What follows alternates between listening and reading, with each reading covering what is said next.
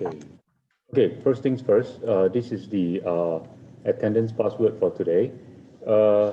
Okay, so in both cases, the is actually a 0. So if you are taking this class in the physical classroom, it is MVT 0EJ. If you are taking this class online via Zoom, the password is RK7507. Okay, so let's take a minute to take attendance.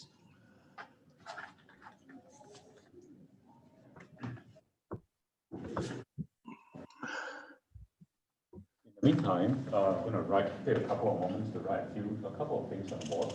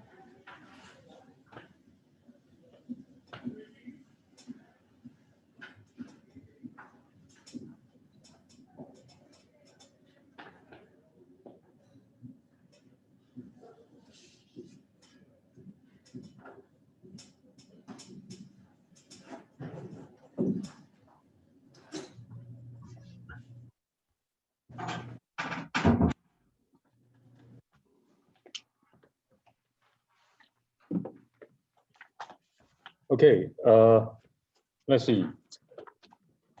Are you guys successful in taking attendance? Okay, good. Okay, hopefully, unless I hear otherwise, I'm assuming that those of you who are online are also able to take attendance. So I'm going to stop. I'm going to stop sharing this screen for right now. Okay, thank you so much. Let's see.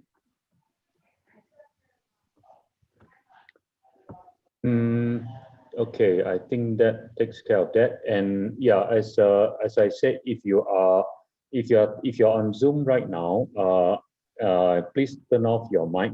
Please mute yourself unless you are speaking, in order to minimize background noise. Okay, so let's try to get started. Okay, so as I said on Tuesday, we are going to start on a new topic today. We are finally moving away from philosophy of religion. So we won't be talking about God for a while. Okay, so what we are going to move towards, what we're going to move into, is that we're going to move into theory of knowledge. Today, sometime today, later today, we're going to read quite closely this writing by Rene Descartes called the Meditation on First Philosophy, and there's about 10 pages. 10 pages of there's about 10 pages of it reproduced in your textbook. I'm going to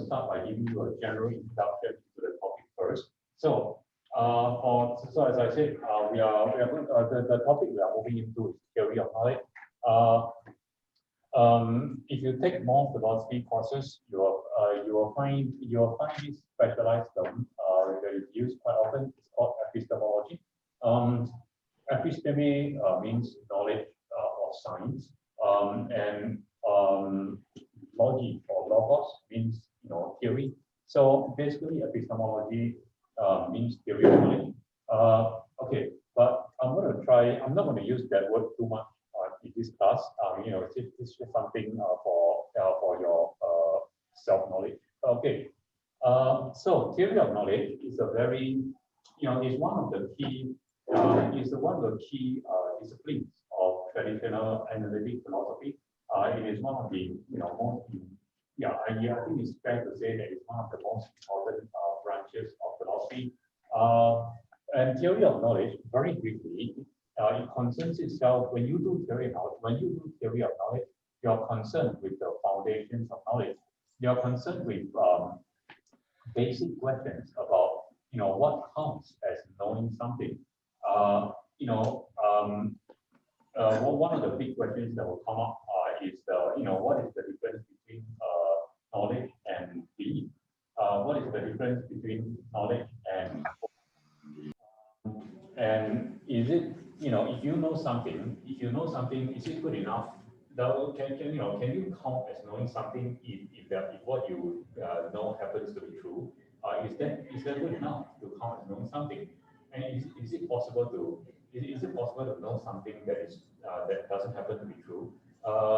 So these are all interesting questions. So basically, theory of knowledge, as I said, is concerned with the foundations of knowledge, and it's basically concerned with two questions. The first question is, what can we know?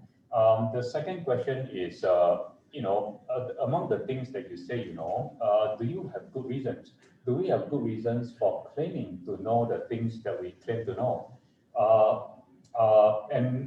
This question is basically is called a question of justification. The idea is that if you say you know something, you got to be able to give a story. You got to be able to tell a story, give a story for why you know the thing that you know. So among philosophers, there is this general agreement that knowledge consists of justified true belief. In other words, if you say you know something, you got to have three things. You got to the thing that you say you know has to be true, and you have to actually believe in the thing that you say you know, and you must be able to tell a story for why you know that thing. And that is where justification or being justified come in. So to give you a very common, very everyday example, so perhaps you can ask. I say I know that. Let's see, what do I know? Okay, I know that the Earth is round. Okay, how do I know that the Earth is round? Well, first, I believe. I have to believe that. I do believe. I do have to believe. I do believe that the Earth is round. So believe. And it is also, I can appeal to a certain body of maybe scientific research that can certify that the Earth is indeed round. So it is true. It happens to be a true belief that the Earth is round. But okay. So it is not, I need to have some justification for it. I need to be able to tell you a story for why it is true. So the story would be something like,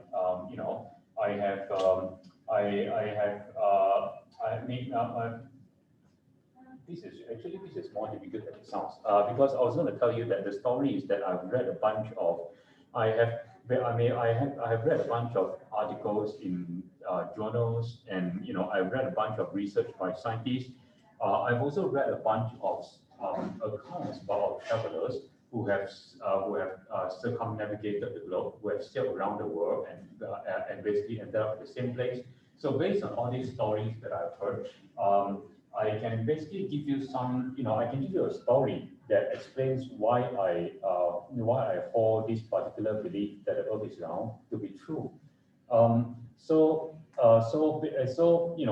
can tell you that I know that the Earth is round because I have a belief that that happens to be true, and which also happens to be backed up by by a certain number of reliable stories. Now, there is some. If you are thinking about this, if you are thinking about this heavily, you are probably sensing that there is some controversy here already. Because the question, you might ask, what counts as justified? I mean, I've never personally sailed around the world myself. So I can't tell you, I cannot tell you firsthand that I've sailed around the world and I've seen with my own eyes that the Earth is, that is round. So I'm basically, when I tell you that the Earth is round, I'm relying on the accounts of people who have done it, who have sailed around the world. And so there, you might challenge me, right? You might challenge me by saying, maybe your knowledge, your claim to knowledge is not as strong, is not as well justified as somebody who has actually circumnavigated the globe. Somebody who has actually, physically done the work of going around the globe would have a stronger claim to knowing that the Earth is round than I am, than I would. And I think you would be correct to say that actually maybe this is a good time for me to ask you a question, because this is actually what thinking about. Okay, so let's use me as an example, and then let's use Thayer, right? Let's use Thayer as an example. So suppose Thayer is he's a seasoned sailor. He has actually sailed to many places, and at one point he has even circumnavigated the globe himself. So when he says that the Earth is round, his knowledge claim is actually backed by by his personal empirical experience. He has the experience to back it up. Whereas for me, when I say that the Earth is round, I have never circumnavigated the globe myself. I've only just I've only read about it in books, and I've also only heard about it from people like like Sayer, who have actually physically done it.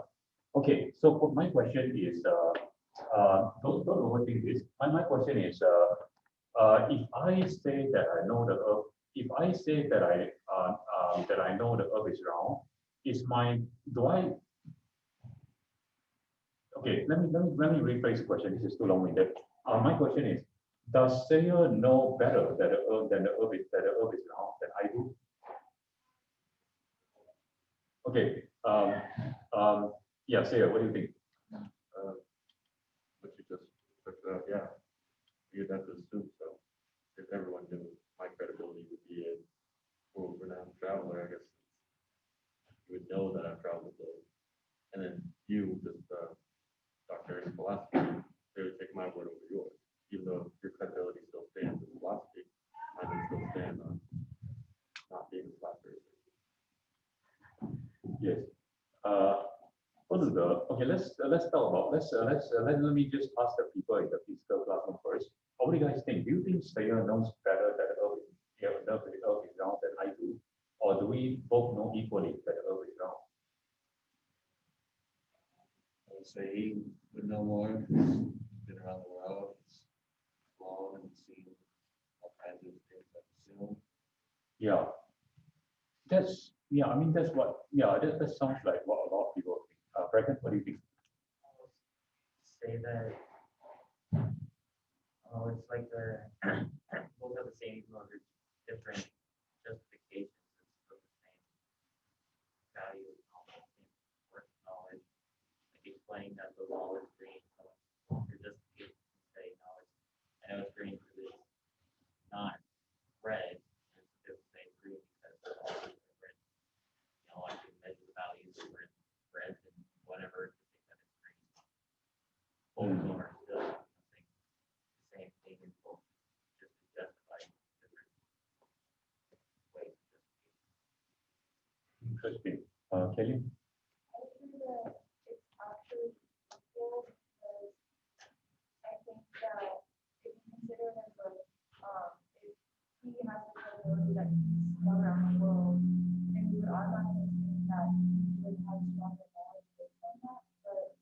not aligned with what he says, so we dictate what we believe.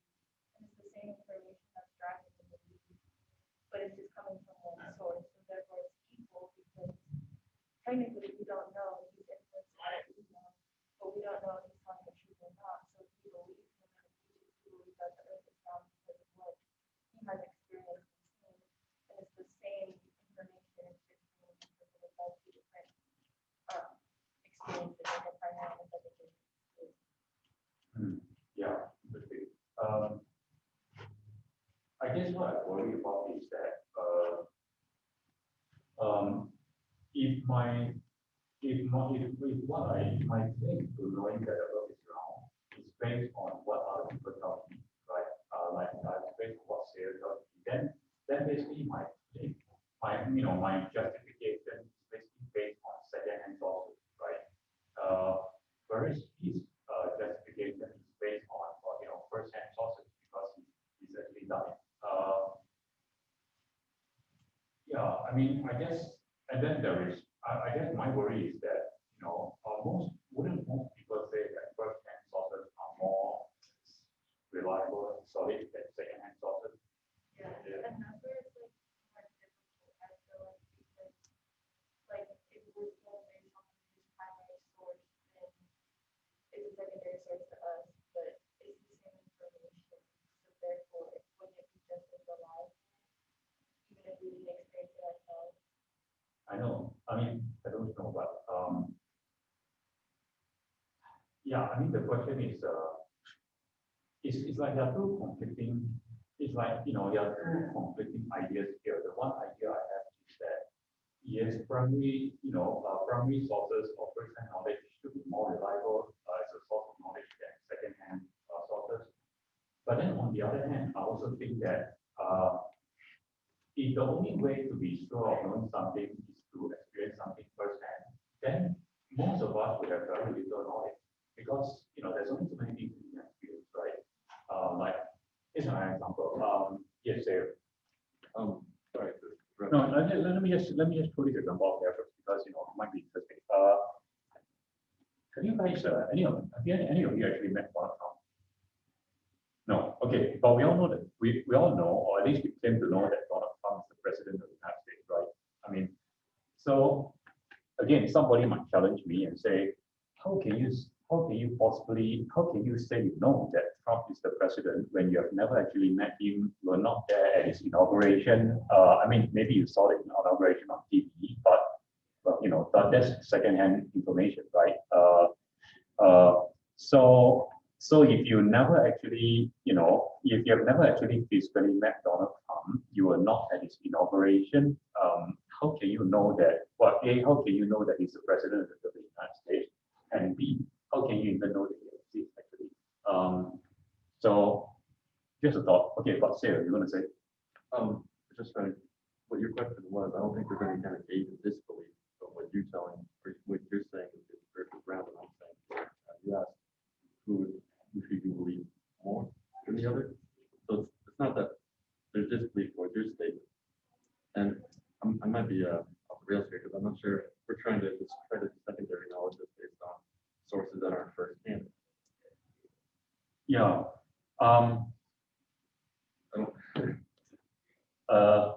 Yeah, I'm not actually. So right now I'm in a state of doubt basically. I don't know.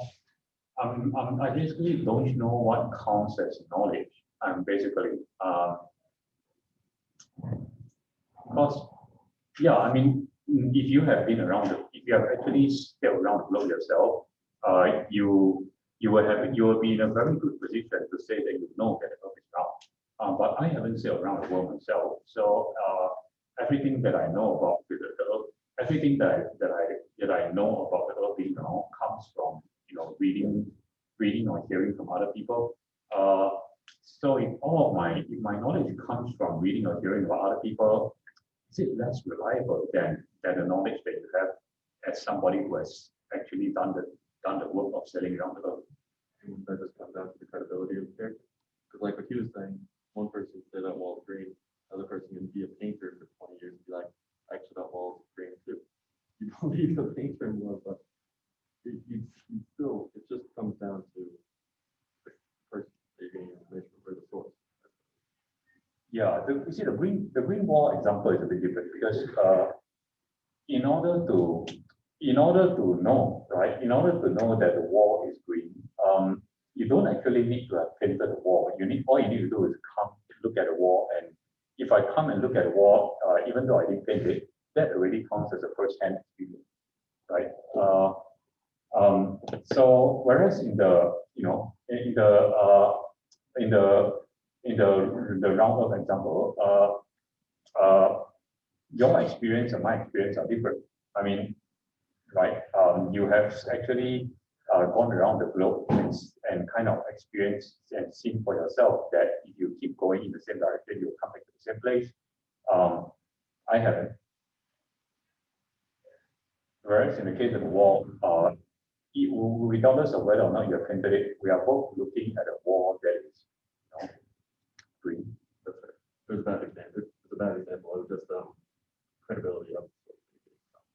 So what I was trying to say was, one, the person with more experience or actually know that information is better than the other. And you're knowing the small screen. Again, that's it.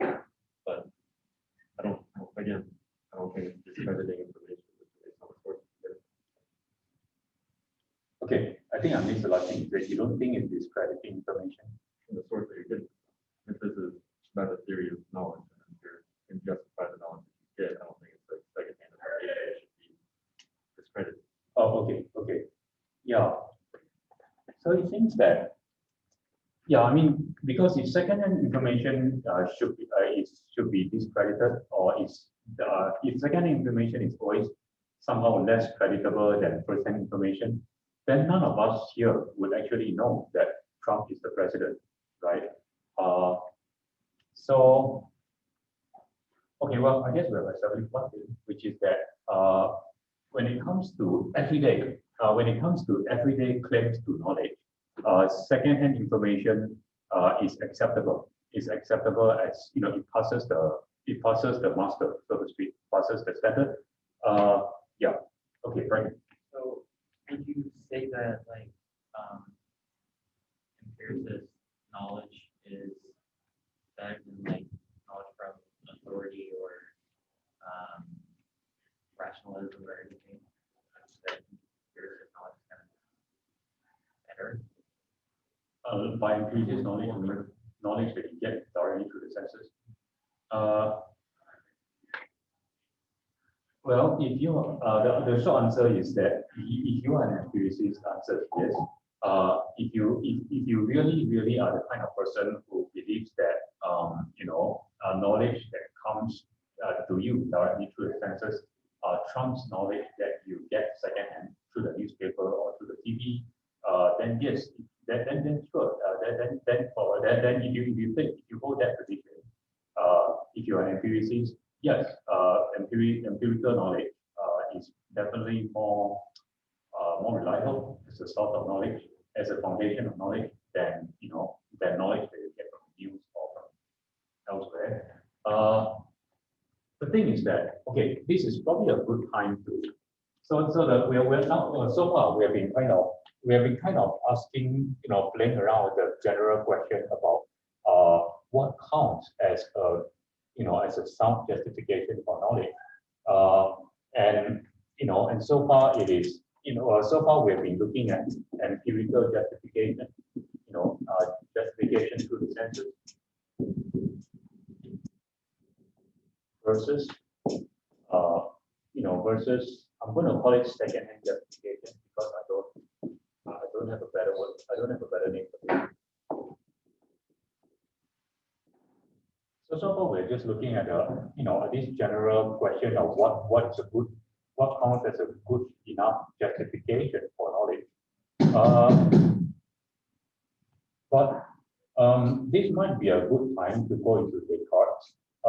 So Descartes, Rene Descartes, the French philosopher, he believes that he actually believes that empirical justification is not really a very reliable foundation for knowledge.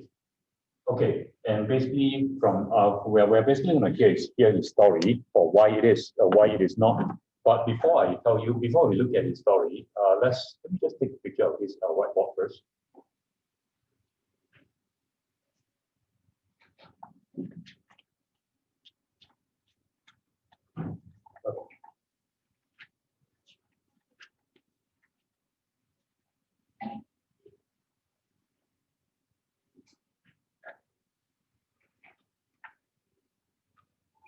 Okay.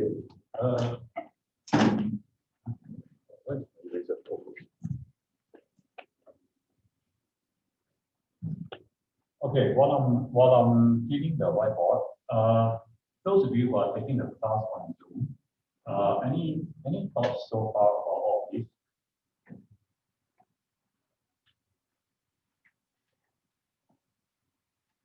Okay, let's okay.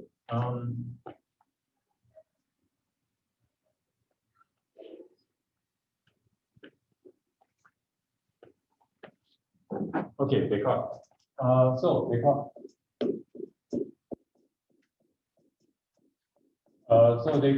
Rene Descartes is a French mathematician and philosopher, and probably a couple other things, who lived in France during the 17th century, yeah, 15th and 16th and 17th century.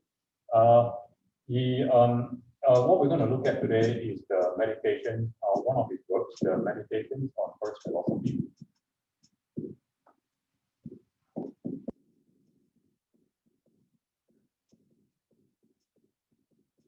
Okay, so as I said earlier,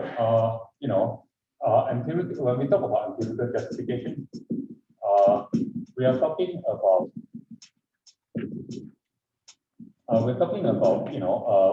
justification for justification that we get through our senses, through the five senses. Okay, so Descartes starts the meditations by questioning if the knowledge that we get through the senses is actually reliable. Can we actually trust the knowledge that we get through the senses? So let me use myself as an example. So right now, I'm very sure I'm standing in in this place on the ISU campus, the Bengal Cafe, and I'm very sure I'm standing here, wearing jeans and a black shirt and talking to a bunch of people about philosophy. Okay. And how do I know all of this? Well, I know all of this because primarily through my senses, right? I can when I look out in front of me, I see that here my body is here, and I hear the sounds that are coming out through my head, mouth, and I see that there are desks and a bunch of human beings sitting at the desk, and their eyes seem to be, their eyes are turned towards me, which I assume that they are listening to me. So based on all of these things that I'm getting into my senses, I therefore, I conclude, right, that I'm standing in the classroom and talking to a bunch of people about philosophy. Okay, well, but are my senses really always reliable? I mean, sometimes when I'm tired, right, I don't have great eyesight. So sometimes when I'm tired, my eyes get tired, and then I start to see things that in a fuzzy way. Or sometimes when things are far away, maybe I don't see things so clearly. And sometimes, I maybe sometimes when I'm tired, I hear things that are not really being spoken either. So my senses are not 100% reliable. So my senses are not. So we know from just this common observations that my senses are not 100% reliable. And here's something else. So it could also be that maybe there's always a possibility that I might be insane. Maybe you might think maybe it's not very likely. But there's always a possibility that I might be insane. So, well, Descartes refers to this as the insanity argument. So there are people, right? There are people who think that they are standing in the classroom and teaching philosophy when maybe they are just mumbling about some totally incomprehensible thing. Uh, uh, that they might be hallucinating about all kinds that they are teaching philosophy when they are in fact maybe not teaching philosophy, and maybe they are sitting around somewhere else doing something else. Maybe all of this is just a hallucination. So the funny thing is that Descartes doesn't take this whole idea. He doesn't take this whole idea of insanity very seriously. He just says, well, he said. So Descartes say, well, there are all these people who think that their heads that are made of pumpkins when they are actually human beings. There are people who think that they are really very wealthy when they are actually very poor. So all these, but then Descartes says, well, all these people are insane, are not. So let's not worry about this. So he thinks about this. He considers insanity for a second, but then he doesn't really take this whole idea very seriously. But the other idea that he takes more seriously is dreaming. What he calls the dreaming argument. So here's something else. So then coming back to me, right? See, even if I'm not insane, can I really be sure? Can I really be sure that I'm standing here and talking to a bunch of people about philosophy? Can I really be sure that I'm actually doing this and not just dreaming that I'm doing this?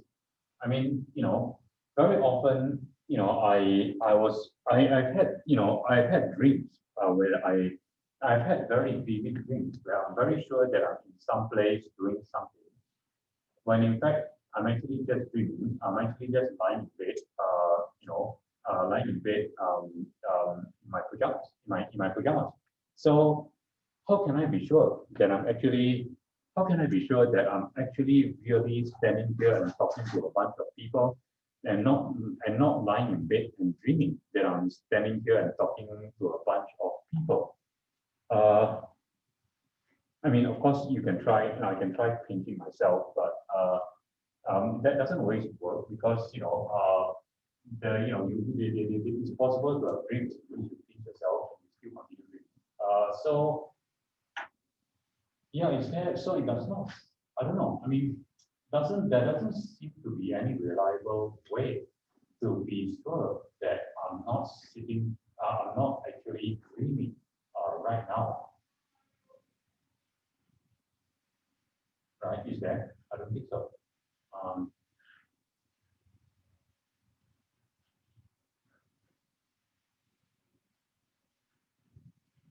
No, I'm just looking at the screen to see, or perhaps maybe I'm dreaming that on the screen.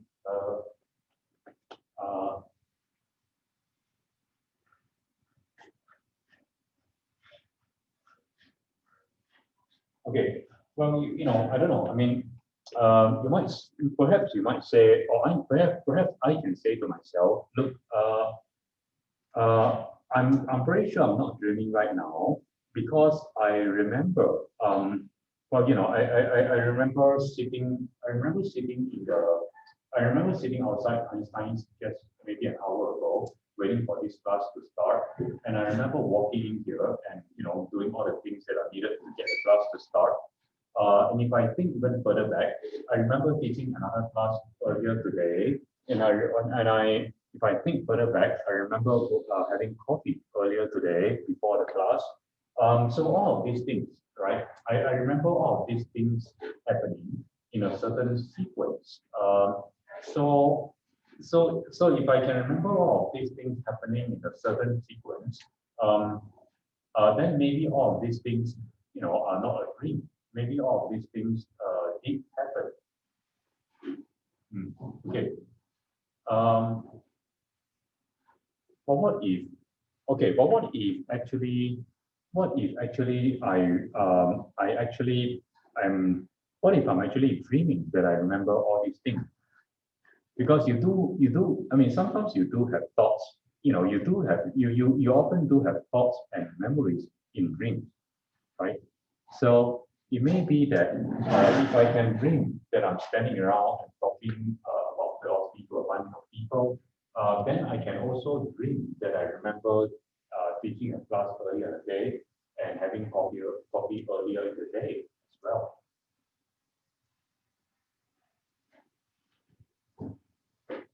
And then if I keep going further back, right, if the things that I remember this morning could be things that I remember while in a dream, then the things that I remember about yesterday could also be part of a dream, right? Maybe I'm not really, maybe the things that happened yesterday didn't really happen. They're just part of this, dream that I'm in right now.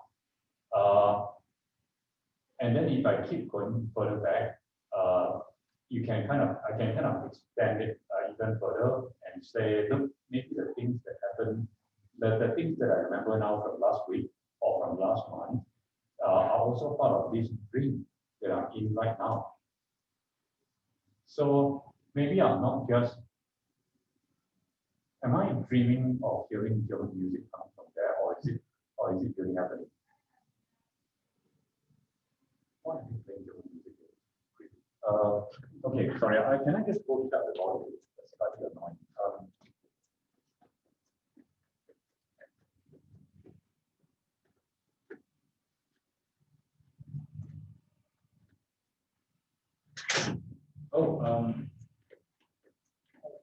Okay, my brain is going all over the place right now. Have you guys seen the movie Casablanca? I mean, Casablanca.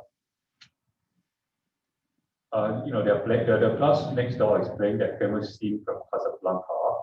I was going to tell you that scene, but if you haven't seen that movie, that scene doesn't make any sense. No, actually, it will still make sense. It's that scene where it's set. The movie is set in the 1940s in Casablanca in Morocco, and it's occupied by the Nazis. The place. So there are some German soldiers who came in and tried to start singing the German national anthem, but then the guy who owns the bar is French, and he basically got the orchestra, the musicians, to actually kind of switch to playing the French national anthem in the middle of their singing the German national anthem. You can probably imagine how if you are watching this while living in the United States or in the Allied countries during the 40s, you can probably imagine how this stirs up all kinds of nationalistic feelings. Okay. Okay. But that was a digression. Let's come back to talking about Descartes. Okay, so it could be that I was dreaming about. It could be that I was dreaming about talking about the movie Casablanca and talking about all of these things, right? So so to make a I guess the what I'm trying to say perhaps is that it is possible that this moment is a dream, that this moment I'm in a dream. Then it is also possible that the moment before this and the week and the week and the months that I have experienced, or even the years that I've experienced before this, it's possible that all of these are part of a dream. So it's possible that the entire sequence.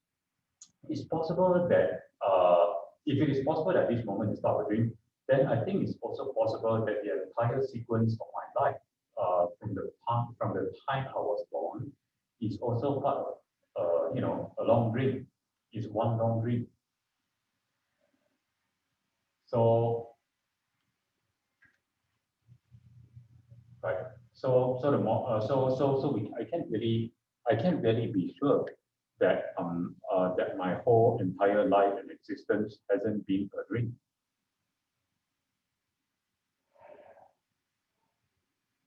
And if I can't be sure, that my entire life and existence hasn't been a dream, then everything that I've gotten through the senses, everything that I've gotten through the senses wouldn't be reliable, because if I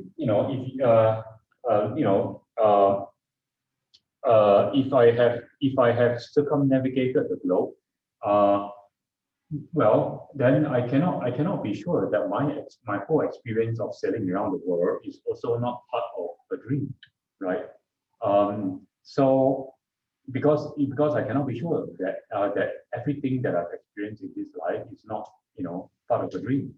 So if you get even if you get knowledge that the world is round through your through your senses by having circumnavigated around the globe yourself, if you cannot be sure that your entire life isn't a dream, then you really cannot be sure that what you saw on your journey around the world was not a dream. So, so if you cannot, to make a long story short, if you cannot dismiss, if you have no way of proving that your entire life is not a dream, then you really have no way of being sure that the things you know through the senses are things that you really know, right? Do you really know that the world is round, or did you just dream that you know that the world is round?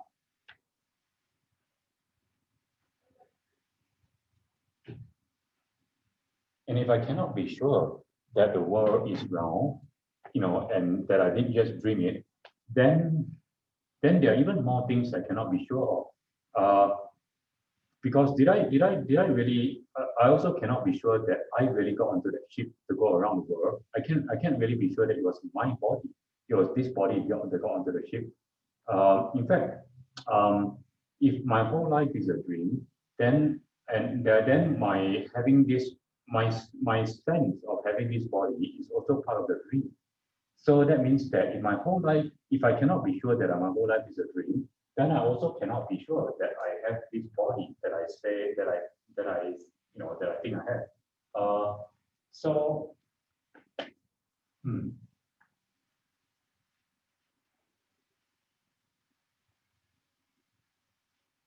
So what Descartes calls the dreaming argument, right? The idea that I cannot be sure that anything that I know about my life is not a dream. And if I cannot be sure of that, then I cannot. Then it looks like there are lots and lots and lots of things I cannot know. I cannot even know that I have this body that I have.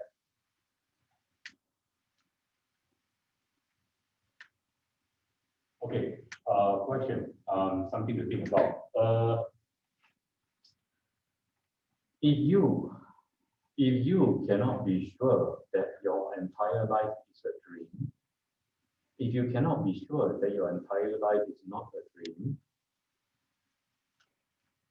is there anything you can still be sure of? Say, The whole argument's kind of ridiculous. It doesn't change much, even if it is a dream. Your sense of mortality is still the same. If you die, you're just gonna stop dreaming. All the information you're getting is still a dream. You're gonna have to decide whether or not you're in a dream or not to accept it. It seems like he's just trying to become a philosopher without having to even know anything. Streaming argument is just ridiculous. he's trying to become a philosopher without having known anything. Just he's asking. It's just I don't know. It's just this is just it just adds a grain of salt to everything rather than just accepting for what it is. Yeah. Like he gets the information. He's like, why? What if we're all just dreaming? What if this is the Matrix? And you're just like, well, why do you even ask that? What if it is? Then there's really no resolution.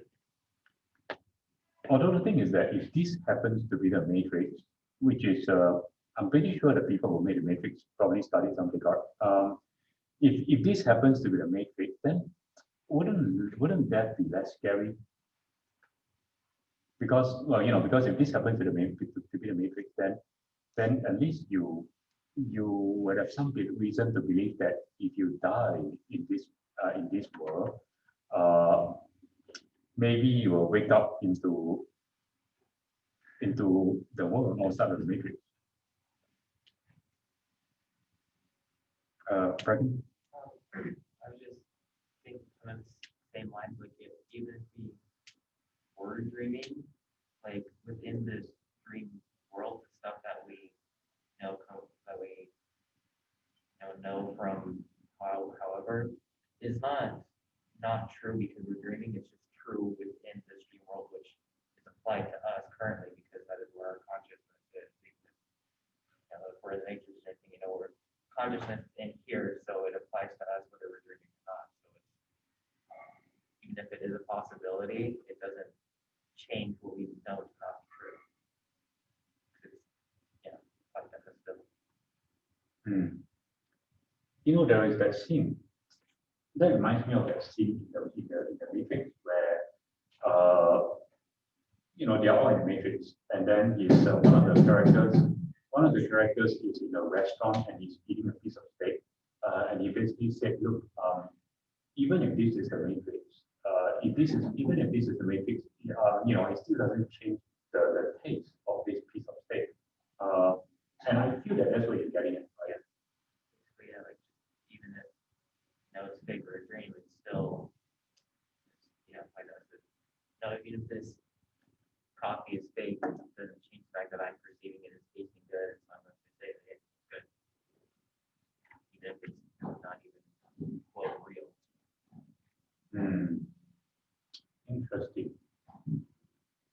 Let me ruminate about this for a second. In the meantime, hey, what is your name? I'm sorry, I forget. Devin, Okay.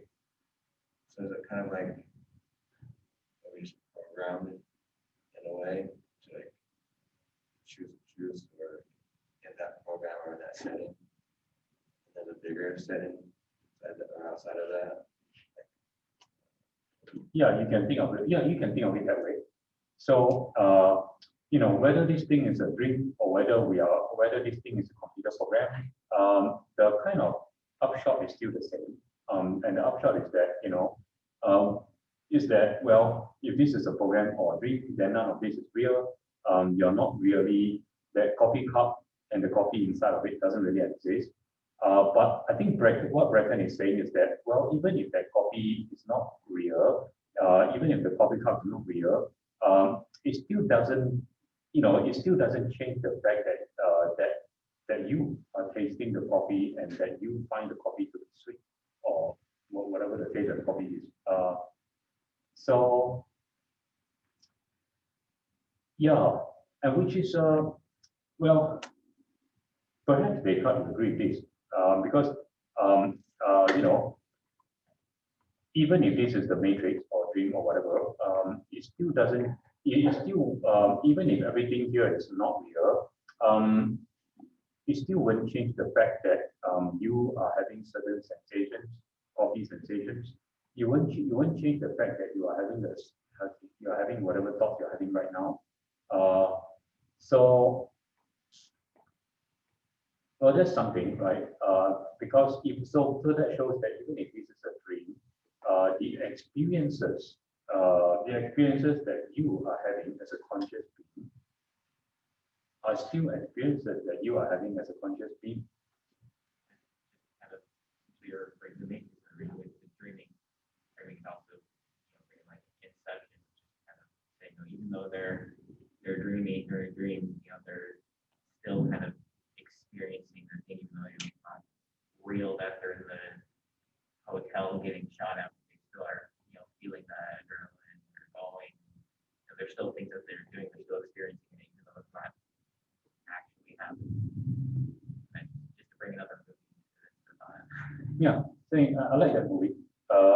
And then of course there's also Total Recall. Actually, there's more than one Total Recall. I mean the original one, Schwarzenegger. Yeah, I think that's true. So I guess maybe the question we should be asking is, should we be bothered by the fact that the only things we can know to be true are these experiences and sensations that we are having? Well, I should say experiences and sensations and thoughts. Should we be bothered by the fact that the only thing that we can know to be, to be true are the experiences and sensations and thoughts that we are having?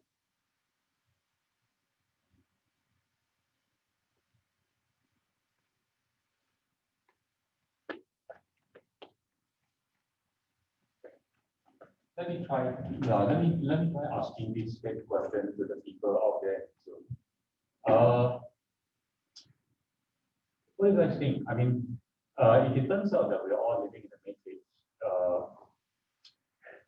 I mean, it won't change the fact that you are still hearing the words that I'm saying. It won't change the fact that you are thinking the thoughts that you are thinking right now. But it would, it would throw into, call into question, if you wouldn't be sure whether you actually live in a house or whether you are actually having a philosophy class right now, as opposed to just having philosophical thoughts and listening to my philosophical words. Does that bother you? I mean, yeah, does that bother you?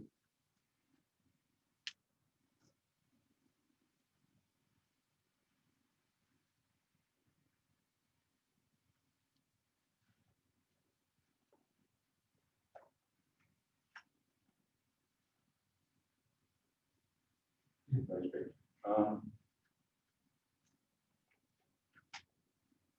Okay. Here's another question, right? I'm looking at this screen right now. I'm seeing a bunch of names on it.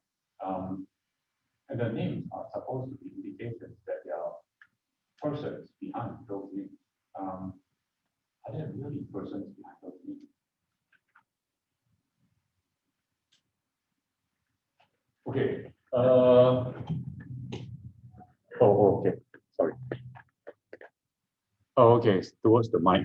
Let me try this again. Okay. Okay. If you cannot be sure that there is a classroom or a house, that you are in right now, if the only things you can be sure of is that you are thinking certain thoughts, and that you are hearing the sound of my voice, right? If you cannot be sure that you're not dreaming any of this up, does that bother you? Is there something to be worried about?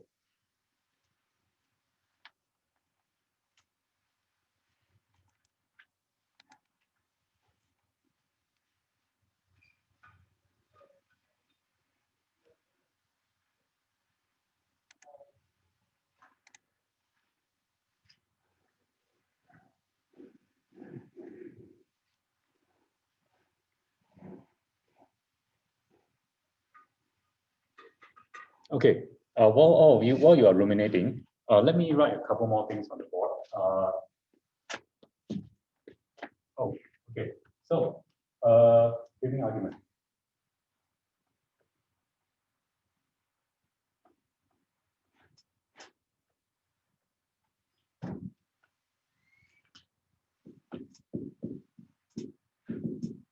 Okay.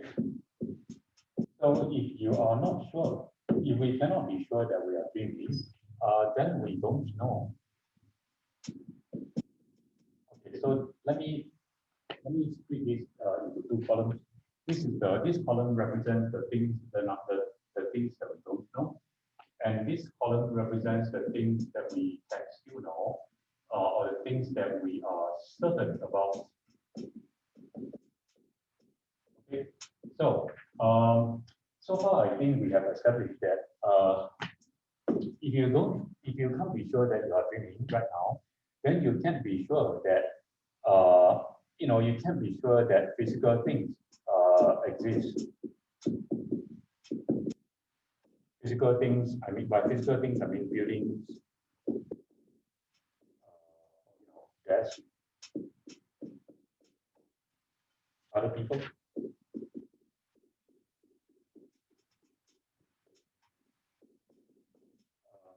So actually, we also have to include your own body.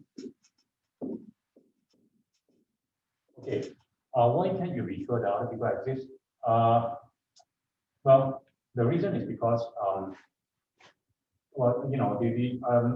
the only reason I have for thinking that any of you exist is that when I see that you guys are encased in bodies, and when I ask you a question, you respond to me. So based on all this, I think that you guys exist. But I mean, if you think about it that way, then I can't really be any more sure that you exist than I can be sure that this dry erase marker exists. Because I learn about this, I learn about this dry erase marker through my senses, right? In the same way, I'm learning about, I also get information about you through my senses. So if I can't be sure that this physical thing, the dry erase marker exists, then I also can't be sure that you exist. So if I can't be sure that I'm in a dream, then I can't be sure that buildings or desks or dry erase markers or other people exist. Okay, but what can I be sure about? What can I know or be certain about? I can be certain that I'm having certain experiences.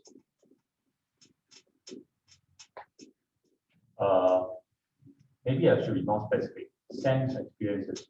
So even if I can't be sure that that a piece of steak that I'm eating actually exists, I can still be sure that I'm having the sensation of. I can still be sure that I'm having the sensation of of the steak, right?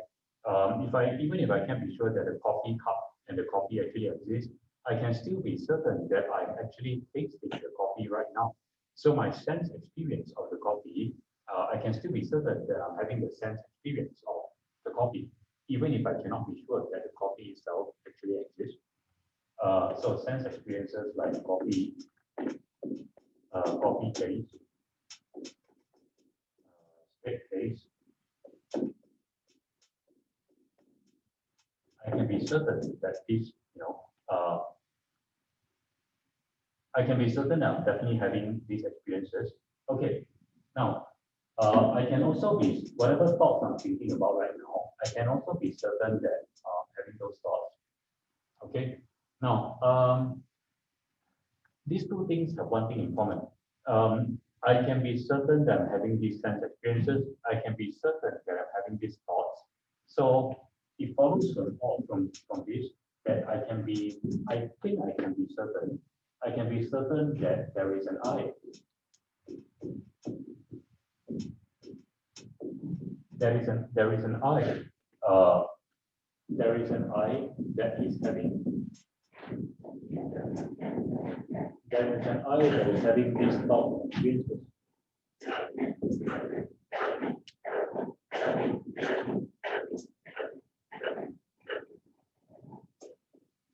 Okay, sorry, I don't really know how to write in the right direction, but okay, but I think you can read it. Okay, so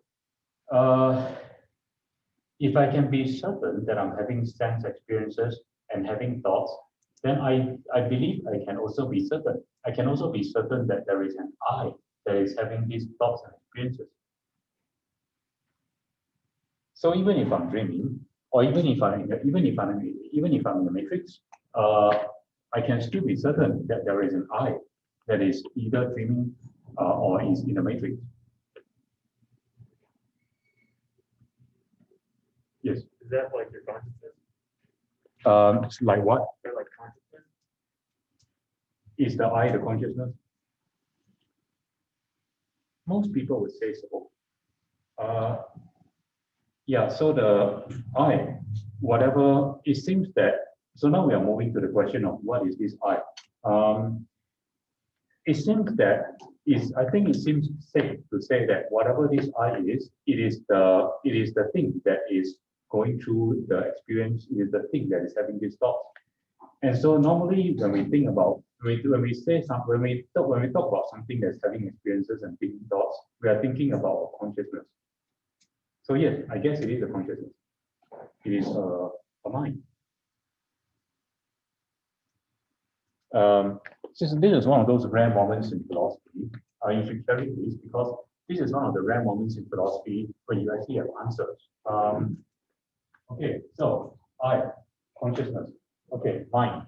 Okay, so I'm going to erase this because I need space. So carrying on, moving on from here, right? The question. So in response to the question, what is I?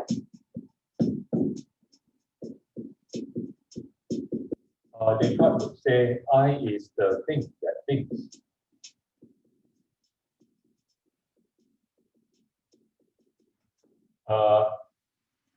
we modern people would say that I is a mind or a consciousness, because a consciousness or a mind is the thing that is doing the job of having experiences and thinking thoughts. Okay, very good. By the way, so and Descartes would say that, so long as I can be sure that I am thinking, I can also be sure that I am or I exist. I think, therefore I am. This is, even if you have never done a philosophy class before, you probably have heard this. And so this is where it comes from. I think, therefore I am. Okay, very good. So far so good. Time to that. Okay, very good.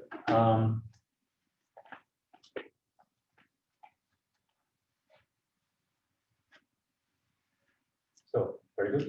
We are all very happy. Yes. I have a question about, so in the don't know category, we put like physical things, so like things that we can, I guess, touch, right? So in the no, like the certain about category, you have the sense experiences like taste. So does that mean that like feeling doesn't, like physical feeling doesn't fit into the sense experience category? So like if I can like feel the table, does that mean that I cannot be certain about it?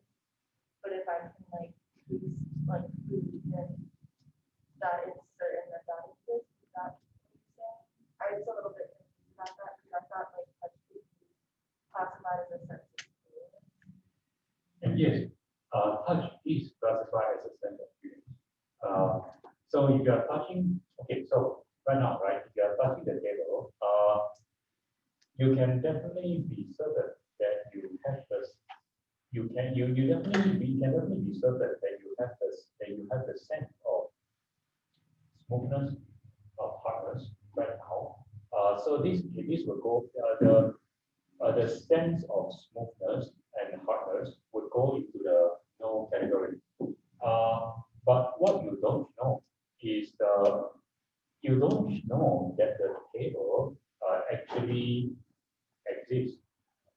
So the table would go to the no category. Okay, good. Okay, very good. Okay, so what's the good? And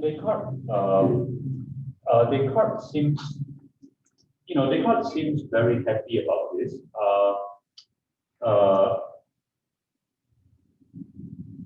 Then what he does later on is to kind of he kind of tries to prove that tables and chairs actually do exist after this.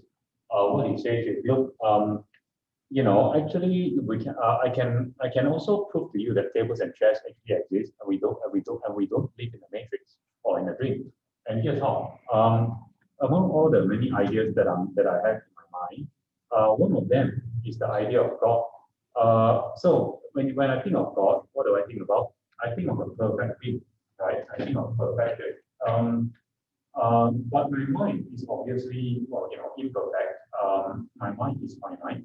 So in order for a finite and imperfect mind like this to have the idea of a perfect being, the idea of a perfect being couldn't have originated in this mind. It's got to have come to this mind from somewhere else. And that somewhere else, it has to be another being that has put this idea of a perfect being into my mind. And that other being has to be a being that is perfect, because only a perfect being can put an idea of perfection into my mind. And that idea and that perfect being therefore has to exist. That is God. Right? Didn't that kind of come from, I don't remember if it was Socrates or Aristotle, is the idea of forms or something where like, we have the idea of like a perfect table, but a perfect table can actually not exist, but it's just within our head. So it's some other reality or dimension or something, just like God, there's something that's perfect. We can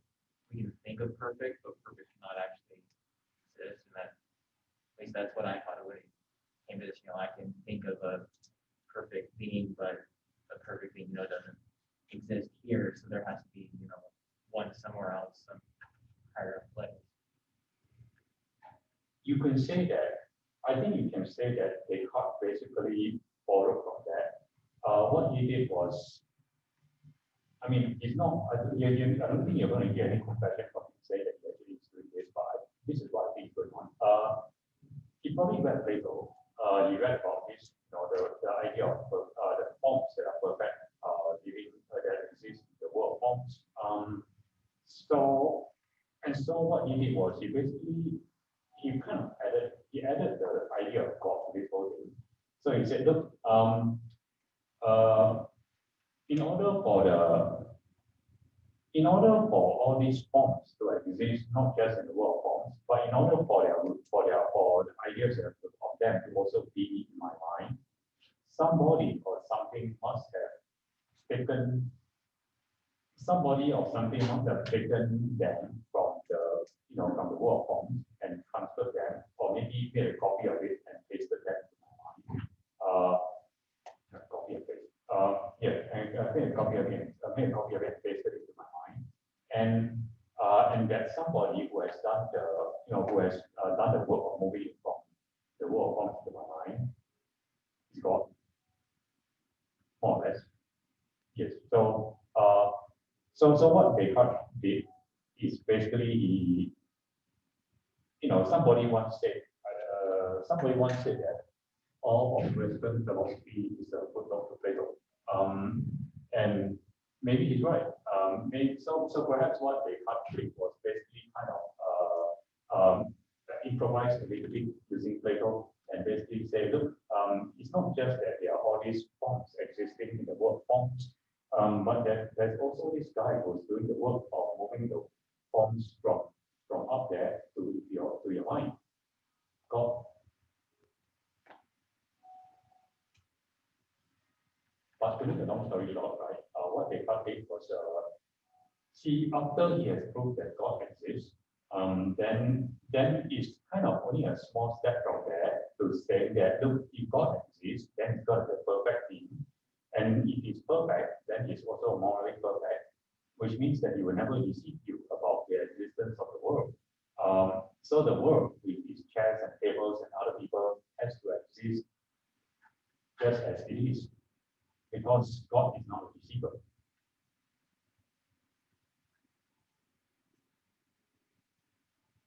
I don't really know what you think of that move, but I don't know. As I said, I don't know what you think of that move. People are not. There are lots of people out there who are not a big fan of that move. What I'm going to do in the remaining few minutes is to, I don't know, to think a little bit more about this consciousness. I think the best part of Descartes actually is probably this part. Before he starts bringing God into the picture again. But I think this is actually the best part of Descartes. So there is a mind. There is an I that is thinking, and this thing that is thinking is a consciousness, is a mind. Okay, very good.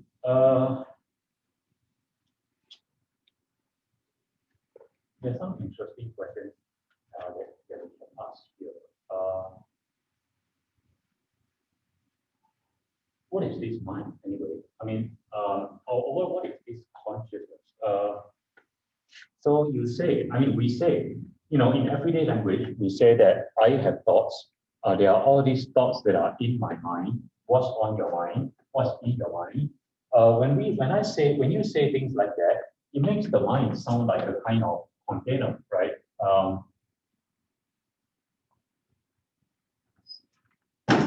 Yeah. So imagine this is your mind, kind of like a cup, maybe.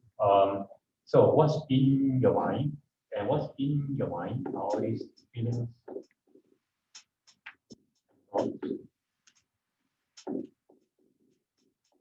and so forth. Okay.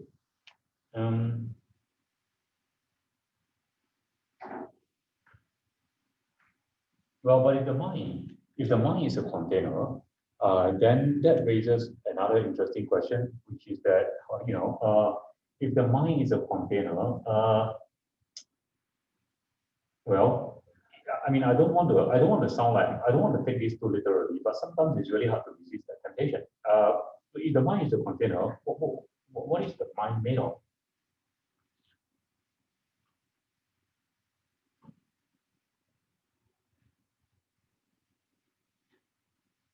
Is the mind made of the brain? Is the mind made of the brain?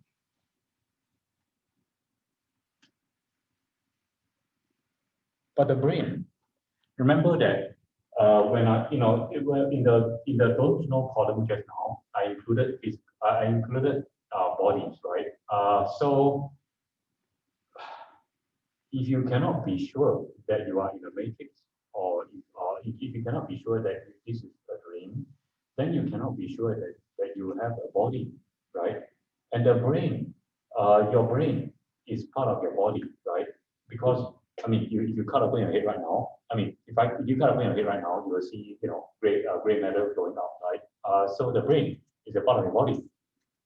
So if the brain is a part of your body and you cannot be sure that the brain exists, then the brain cannot be the mind,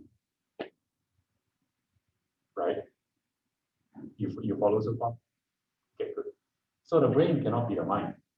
So whatever the mind is made of, if you think of the mind as a container, whatever the mind is made of, it cannot be the brain. It's kind of like your spirit, like the body, one body is here, and like we have a spirit.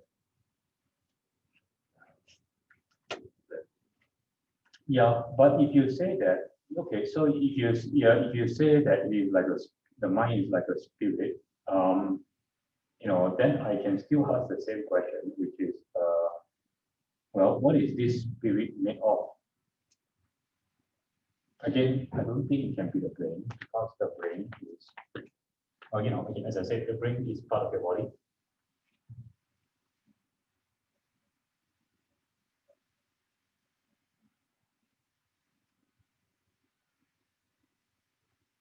And if here's a suggestion. Maybe I should end this suggestion.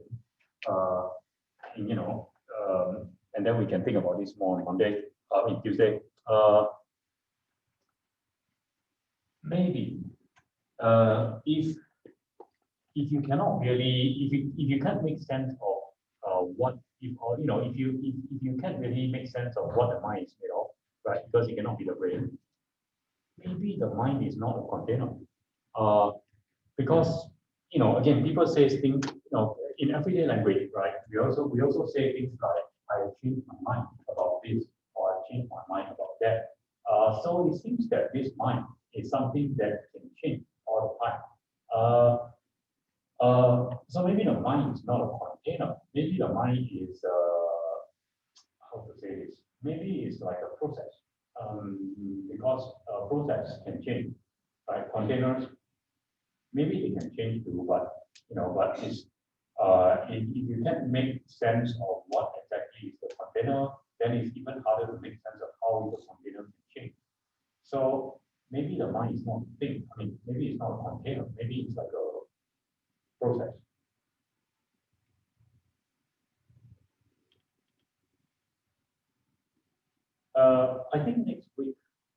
I think next week we are supposed to move on to talking about the self, right?